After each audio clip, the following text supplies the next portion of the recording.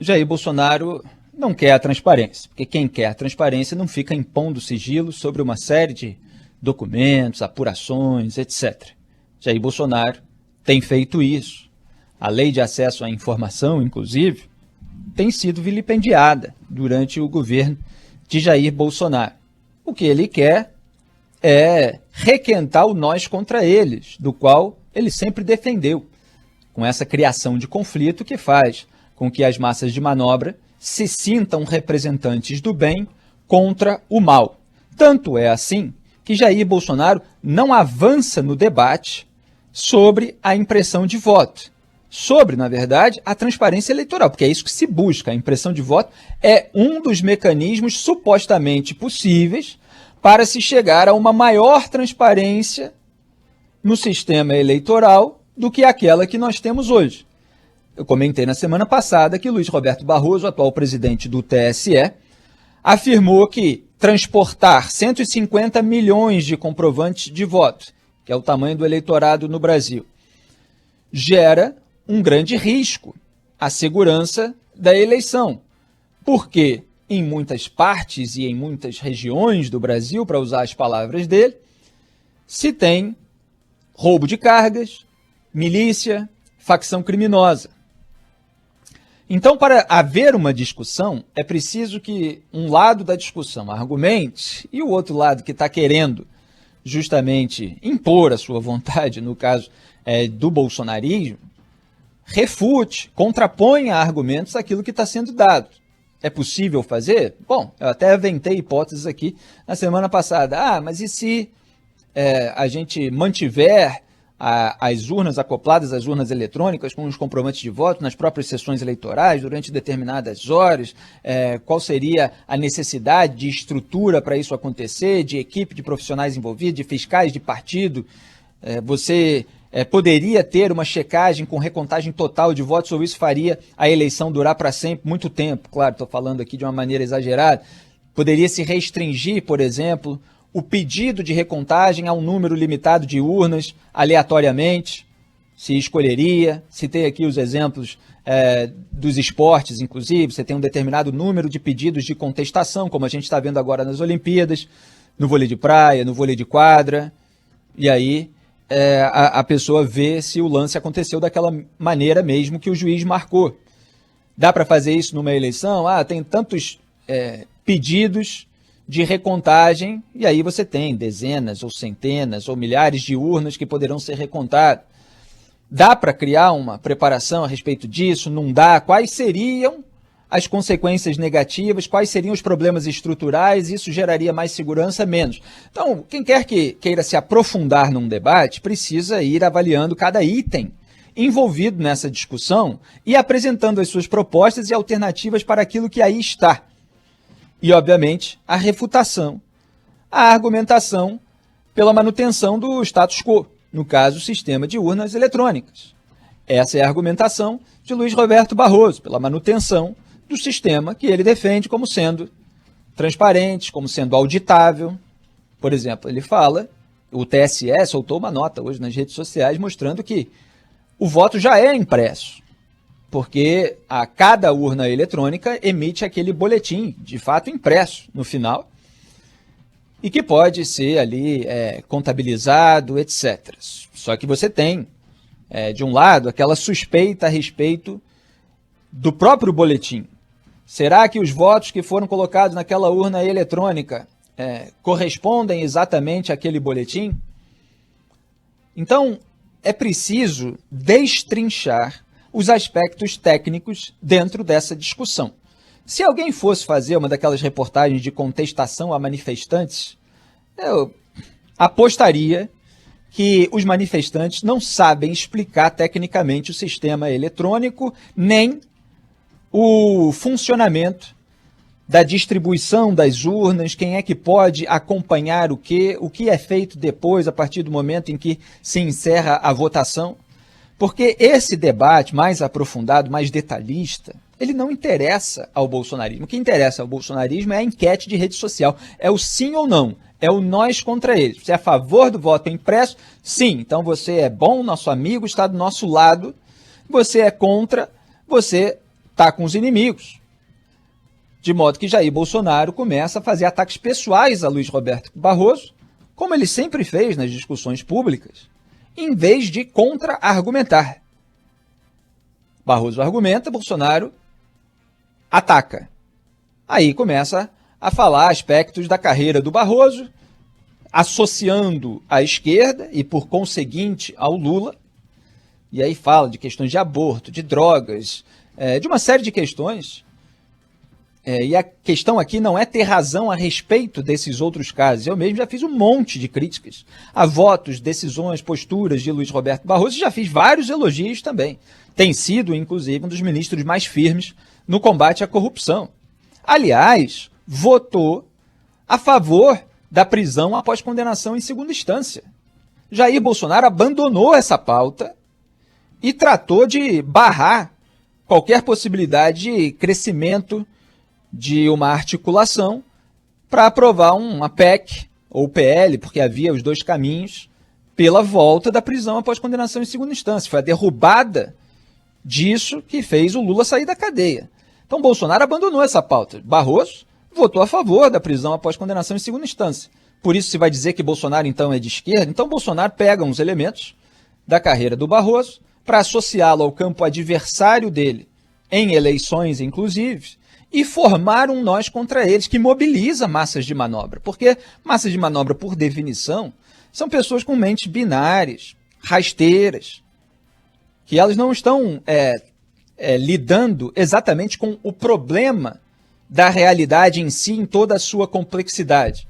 É absolutamente legítimo, e eu mesmo faço isso há muitos anos, defender a possibilidade de uma maior transparência eleitoral. Agora, nós precisamos ter aí a troca de informações e de argumentações para conseguir se chegar com racionalidade e pragmatismo a uma alternativa melhor do que aqui aí está. Ou chegar à conclusão no final de um debate de que, analisando prós e contras, é melhor deixar tudo como está. Isso deveria acontecer no Brasil de uma forma menos binária. Menos, olha, todo mundo que é contra a minha ideia é inimigo, é mentiroso, é isso, é aquilo, como a gente vê acontecer na política. E nem acho, já falei aqui, que a postura dos ministros do TSE, do próprio STF, é perfeita nesse caso. Eles podiam centrar ali a argumentação de uma maneira mais técnica e até provocar o presidente, já que ele está falando, a responder de uma maneira argumentativa aquilo que ele não faz. Não que seja função dessas pessoas, mas já que estão aí saindo para o debate, para fazer explicações, poderiam fazer isso também. Do lado do bolsonarismo, é um deserto, é só a plantação de dúvidas, de desconfiança e, obviamente, de teorias conspiratórias e mentiras no meio. Repito, a causa pode ser legítima. Defesa de maior transparência no sistema eleitoral. É perfeitamente legítimo se defender isso. Agora, daí a fazer acusações infundadas de fraude, de que houve fraude em 2018, houve fraude em 2014, e vou provar a fraude, aí vai e bota vídeo de WhatsApp que já foi refutado. Tudo isso só desgasta a própria defesa da pauta. Então o Bolsonaro, ele emporcalha as causas que ele defende. E aí o resultado muitas vezes é contraproducente, pelo menos em relação ao avanço da pauta. Porque muita gente acaba ficando com maior ojeriza em relação àquela pauta, que não poderia ter se o debate fosse mais racional, e acaba tentando impedir. E isso já aconteceu no próprio parlamento. Aliás, Jair Bolsonaro, que fica dando cargo para o Centrão, que é outro tema aí da pauta de hoje, sem receber nada em torno, já teve que ouvir aí o Arthur Lira dar uma declaração pública com resistência à questão do voto impresso. Então não tem uma garantia de que isso vai ser aprovado em razão dos cargos que estão sendo disponibilizados para o Centrão, inclusive ministério, como no caso do Ciro Nogueira na Casa Civil, porque os bolsonaristas espalham a narrativa para as suas massas de manobra de que não, o Bolsonaro só está fazendo isso de entregar o ministério para o Centrão em nome do bem maior, porque ele defende a democracia e precisa do Centrão para aprovar o voto impresso, e essa é a causa mais nobre do nosso tempo. É isso que eles colocam. Eu vejo, inclusive, postagens daquelas pessoas que você já conheceu em algum momento na sua vida social e estão aí completamente hipnotizadas pelo universo paralelo da propaganda bolsonarista. Então os ministros do TSE, voltando aqui, a nota que eles soltaram, eles continuam ali defendendo que já é auditável, já tem transparência e tal, não há por que mexer nisso aí. E, obviamente, não tomam nenhuma providência em relação às ameaças que são graves, feitas pelo Jair Bolsonaro. E uma das providências seria, talvez, fazer uma pressão na Procuradoria-Geral da República, comandada pelo Augusto Aras, indicado pelo próprio Jair Bolsonaro, para se omitir completamente em relação à sujeira bolsonarista. Para isso que ele foi colocado lá, porque Jair Bolsonaro só coloca quem lhe é subserviente para blindá-lo. Essa sempre foi a intenção dele, inclusive ao trocar o comando da Polícia Federal, quando o inquérito eleitoral sobre o Flávio Bolsonaro avançava na superintendência da PF no Rio.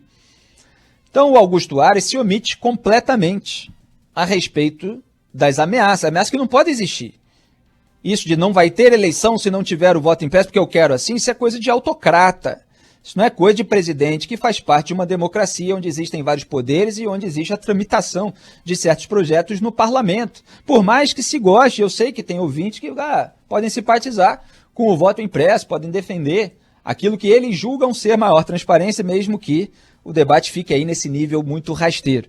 Então, os ministros poderiam, ao menos, cobrar da Procuradoria-Geral da República alguma apuração ou explicação para a sua absoluta omissão diante de ameaças explícitas à democracia.